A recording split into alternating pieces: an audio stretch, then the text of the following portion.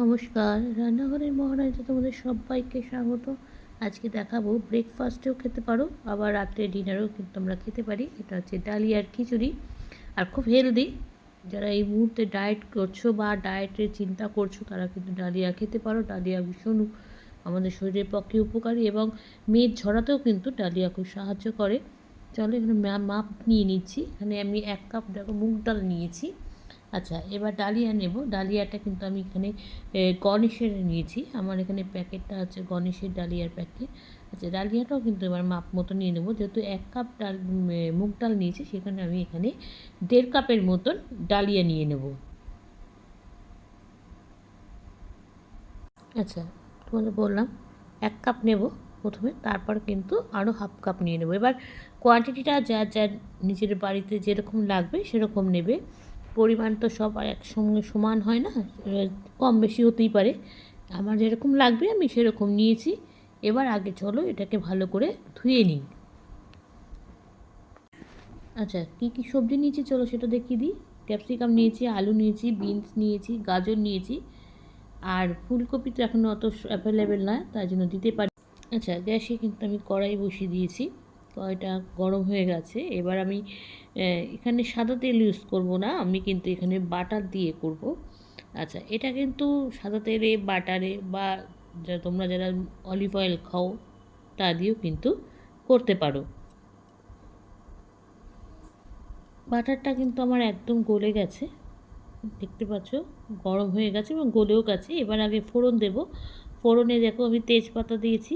আচ্ছা, আর দেবো শুকনো লঙ্কা আর জিরে। এটা যেমন আমরা ফোড়ন দিই সেটাই আগে দিয়ে দেব। আচ্ছা, প্রথমে যেটা করব সেটা হচ্ছে ফোড়নটা আমার হয়ে গেছে। এবার কিন্তু দেব সবজিগুলো, আগে দিয়ে দিয়েছি। দিয়ে সবজিগুলোকে কিন্তু আগে ভেজে নেব। আগে সবজিগুলোকে একটু হালকা ভেজে নেব, তাতে সবজির কাঁচা গন্ধটা চলে যায়। এবার সবজিটা একটু ভাজা ভাজা হয়, খেতে ভালো লাগে সবজিটা একটু ভেজে নিলে। আচ্ছা, এবার দেখো সবজিটা ভালো করে ভেজে নিচ্ছি। নিয়ে এবার দিয়ে দেবো এখানে 2টো কাঁচা লঙ্কা গোটা দিয়ে দিয়েছি, কেননা ঝালটা যা যা স্বাদ মতন। এখানে 2টো কাঁচা লঙ্কা দিয়ে দিয়েছি। এবার এটাকে একটু ভেজে নেব। আচ্ছা, সবজিগুলো একটু ভাজা হয়ে গেছে। এবার কিন্তু আমি নুন দেব। নুন অল্পই দিয়েছি। নুনটা দিয়ে কিন্তু এটাকে আবার একটু ভালো করে মানে মিশিয়ে তারপরে আবার একটু ভেজে নেব। আর এবার কিন্তু একটু ঢেকে করব যাতে সবজিগুলো সেদ্ধ হয়ে যায়। সবজিটা কিন্তু সেদ্ধ হয়ে গেছে। এবার চলো থালাটা তুলে দেখি, অনেকটাই সেদ্ধ হয়ে গেছে। এবার কিন্তু আমি প্রথমে এখানে ডালটা ছেড়ে দেবো। আচ্ছা, মুগ ডালটা কিন্তু তোমরা ভেজেও আগে আলাদা করে ভেজে নিতে পারো। আমি ভেজে নিইনি, আমি একেবারেই ধুয়ে বসাচ্ছি। কারণ ভেজে নিলে না ওটা একটু গুঁড়ো পাক হয়, আমরা সেটাই জানি আর কি। আর কাঁচা মুগ ডাল রান্না করলে কাঁচা মুগ ডাল কিন্তু শরীরের পক্ষে খুব ভালো, আর মানে পেটটাও ঠান্ডা রাখে।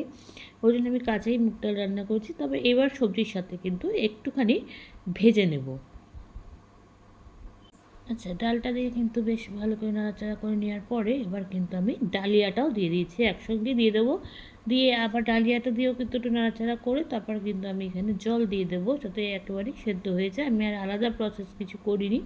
আচ্ছা, এবার ডালিয়াটা দিয়েও কিন্তু এবার সবজির সাথে ভালো করে কিন্তু মিশিয়ে নেব ডালিয়াটাকে। দেখো আমি কিন্তু সেই প্রসেস মানে যেহেতু আমরা যেরকম খিচুড়ি করি আমি সেই প্রসেসেই করেছি। অনেকে আছে খিচুড়ির ক্ষেত্রে আমি দেখেছি ডালটাকে আগে সেদ্ধ করে না, আমি ওরকম প্রসেস করি না, একবারই বসিয়ে দিই। এবার দেখো দিয়ে দিয়েছি। এবার এটাকে একটু নাড়াচাড়া করে নেব। আচ্ছা, ডালিয়াটা একসাথে কিন্তু ভালো করে নাড়াচাড়া করে নিয়েছি। এবার আমি জল দেব। জলটা আমি দেব হচ্ছে, দেখো এখানে আমার কিন্তু এটা কিন্তু গরম জল।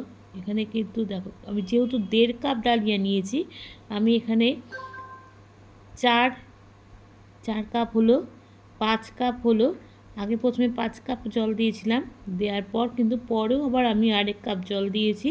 সেটা দেখতে থাকো, দেখতে পারবে।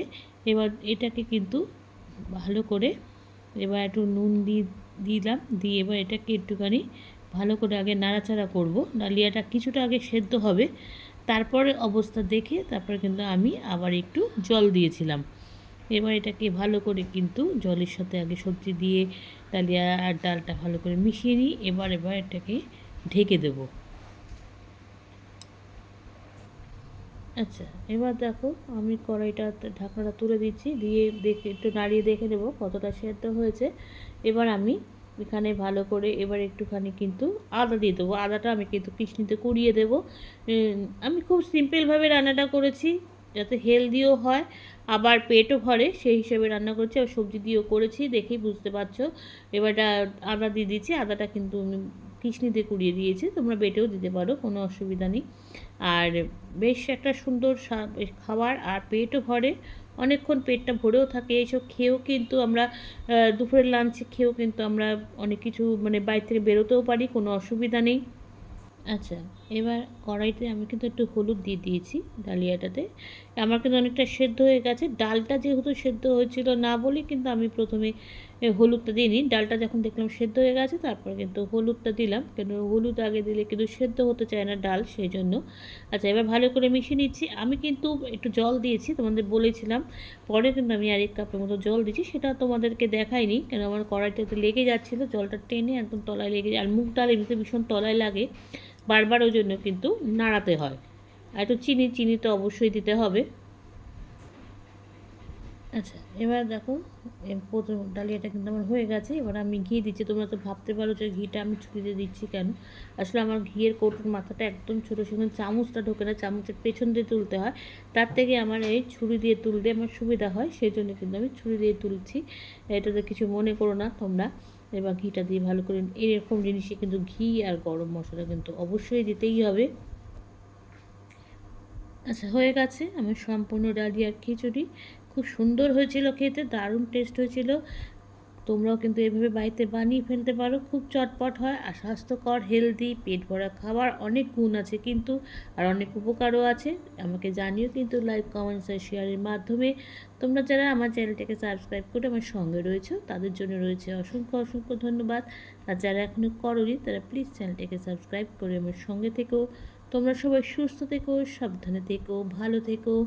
চলি, টাটা। দেখা হচ্ছে পরবর্তী নতুন কোনো রেসিপিতে তোমাদের সঙ্গে।